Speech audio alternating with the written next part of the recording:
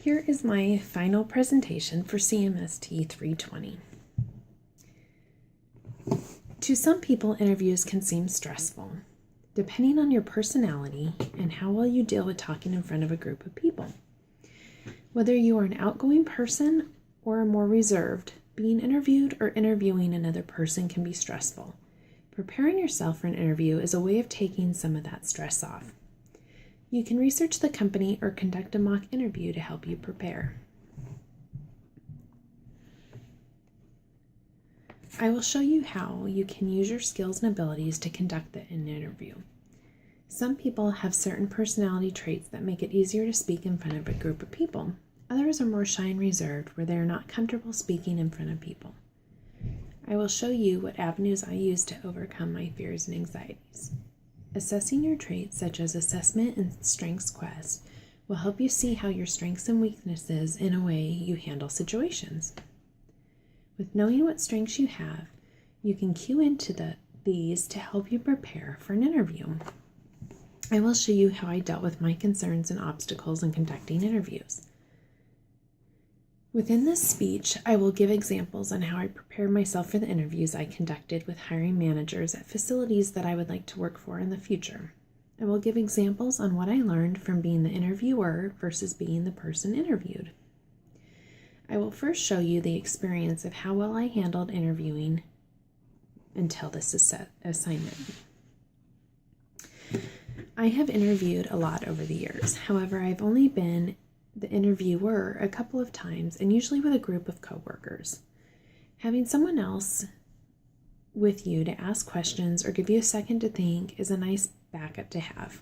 With having to do the interviews alone, you are the center of the interviewee's attention.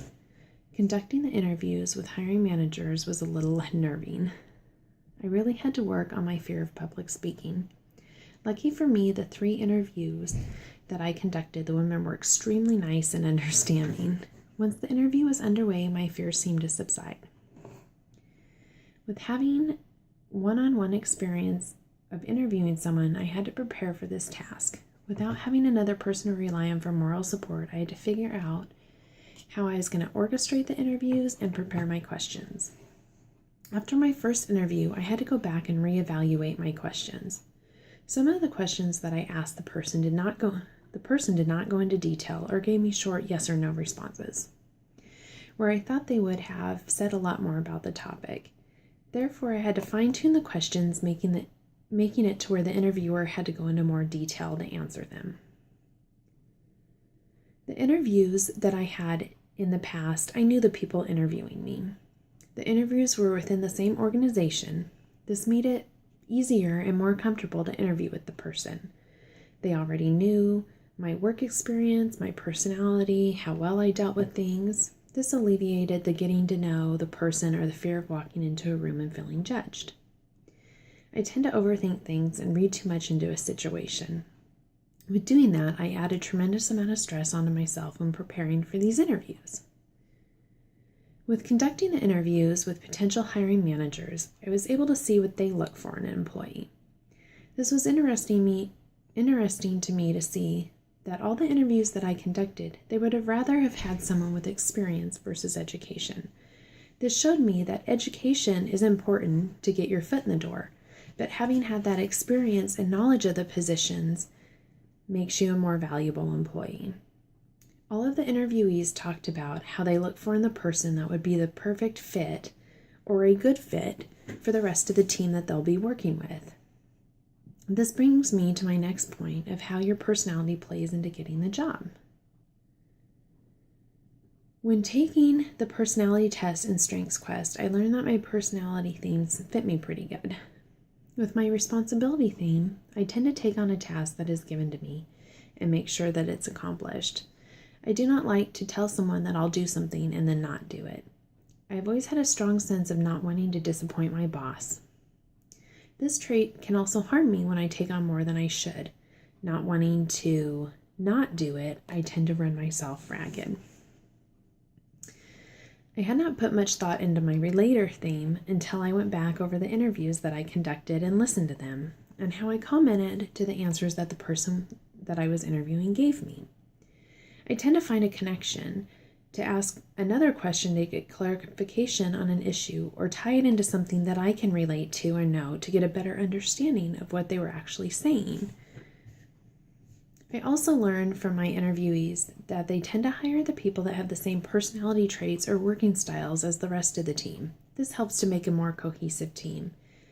When one interviewee said that she likes to have people that work the same working style as her because then she can give them a task and they know to do it. She doesn't have to come back, keep hand-holding. Once they're trained, they know what they're doing.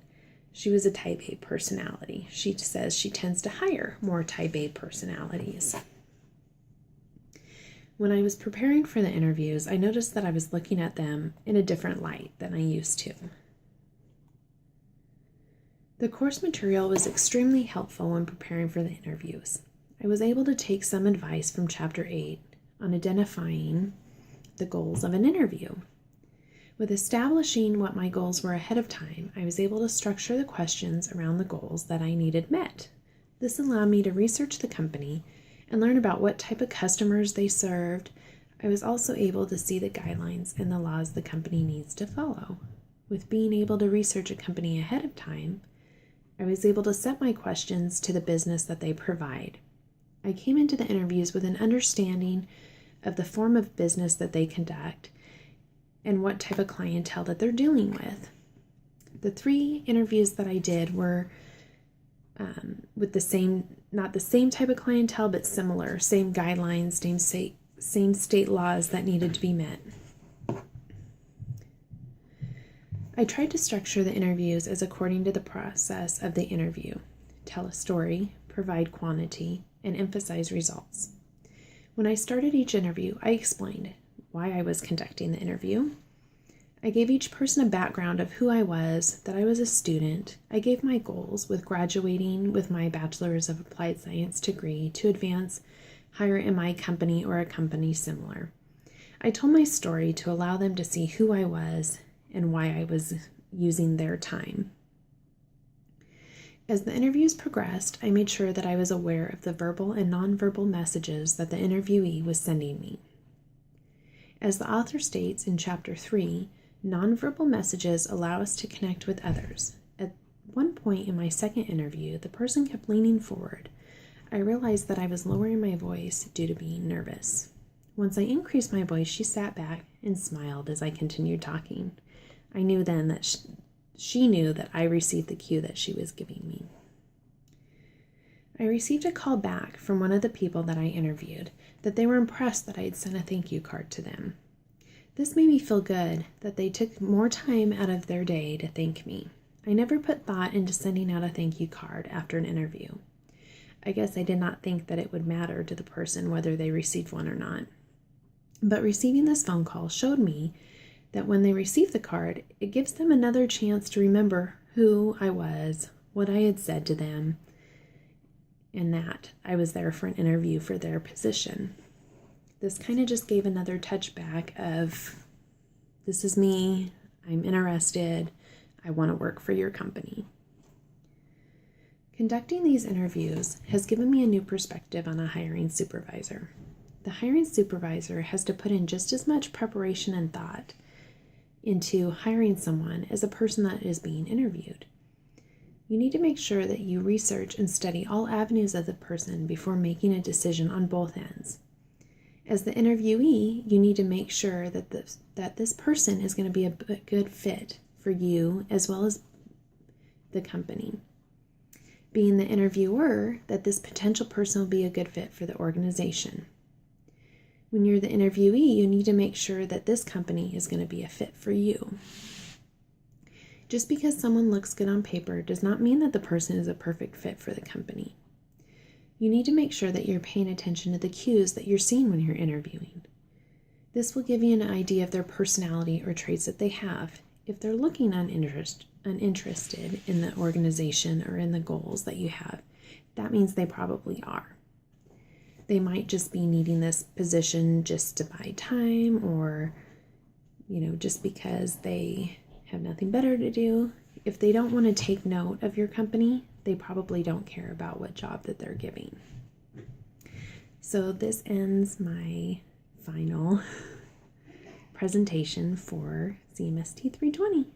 It's been nice seeing you guys. Thanks. Bye.